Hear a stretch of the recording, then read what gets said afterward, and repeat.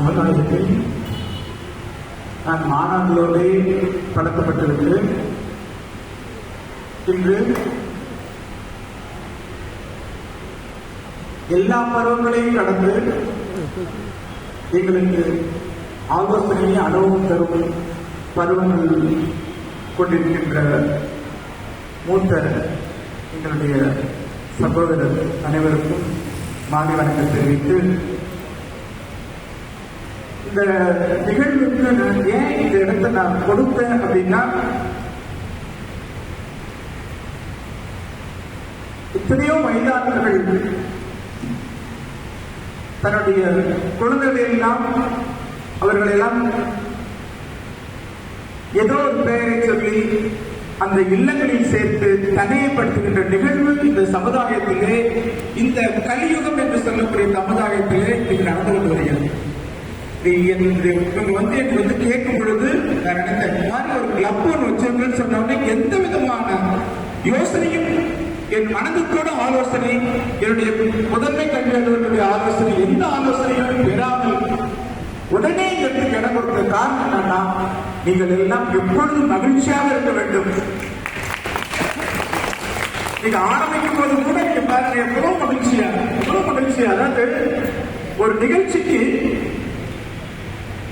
கணவனும் மனைவியும் சேர்த்து ஒரு நிகழ்ச்சி நடைபெறுகிறது என்றால் அது எவ்வளவு பெரிய மங்களகரமான நிகழ்ச்சி, ஒரு திருமாங்கல்யம் அப்படின்னு சொல்லுவாங்க. அதுபோல இன்னைக்கு ஆரம்பிக்கும் பொழுதே கேட்டா நீங்க வரல, அதனாலதான் ஒரு கணவனும் மனைவியும் இருந்த ஒரு மங்களமான ஒரு நிகழ்ச்சியை வைத்து ஆரம்பித்தோம் அப்படின்னு சொல்லி லிங்கேஸ்வரன் சாரையும் மனைவி மதிப்பிட்டு கலையரசி மேடத்தை 2 பேரை வச்சு அவங்க 2 பேரும் எவ்வளவு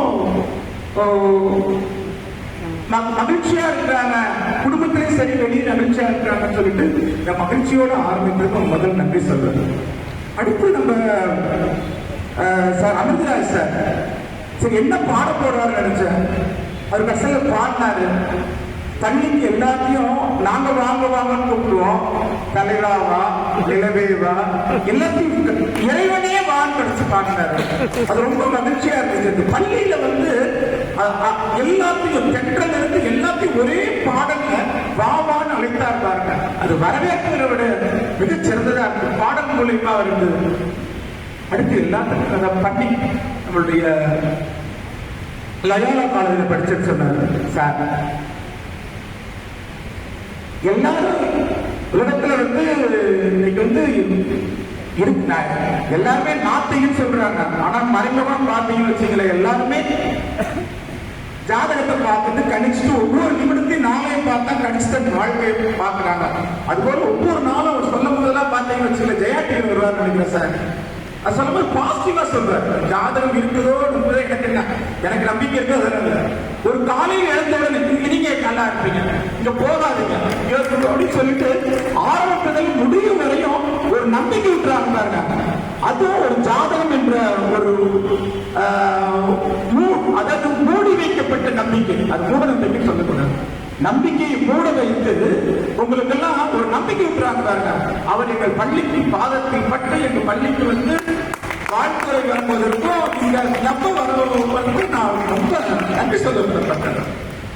அடுத்து நம்மளுடைய ஜெயின் காலேஜுடைய வைஸ் பிரின்சிபல் செல்வன் சார், அவருக்கும் என்னுடைய பள்ளி, ஏன்னா எப்ப கேட்டாலும் இந்த ஸ்கூல் பசங்க மாணவர்கள் அதிகபட்ச மாணவர்கள் அது ஜெயின் காலேஜ் போவாங்க.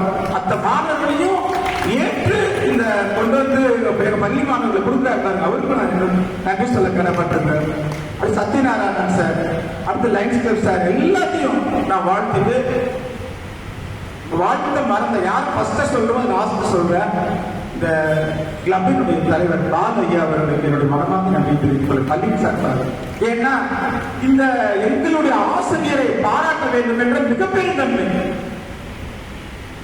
எல்லாம் நீங்க எல்லாம் பண்ணித்தீர்கள். நான் பார்க்கும்போது எவ்வளவு ஒரு நகைச்சுவை புக்கு எழுதிட்டு திடீர் நகைச்சுவை வாசித்து அந்த புத்தகத்தின் விலை என்னன்னு பார்த்தேன், இலவசம் போட்டிருந்தேன். அந்த புத்தகத்தை போட்டு இலவசமா சிரிக்க வைக்கக்கூடிய ஒரு மிகப்பெரிய ஆற்றல் கொண்ட பெரியவர்கள் எல்லாம் இந்த பள்ளியில எங்க ஆசிரியருக்கு வேலையை கொடுக்குறாங்கன்னா இந்த பள்ளி பெருமைப்பட வேண்டிய விஷயங்கள் இருக்கு. அடுத்து நம்மளுடைய வைஸ் பிரசிடென்ட் இருக்காரு, அடுத்து நம்மளுடைய மாசிலா மணி சார், 2 நிமிஷம் கொடுத்தா முடிச்சிருக்காரு மாசிலா மணி சார், அடுத்து பொருளாளர் ஜெயராமன் சார். இவங்களெல்லாம் பார்க்கும்போது எனக்கு ரொம்ப மகிழ்ச்சியா இருக்கு. அடுத்து அருணா மேடம்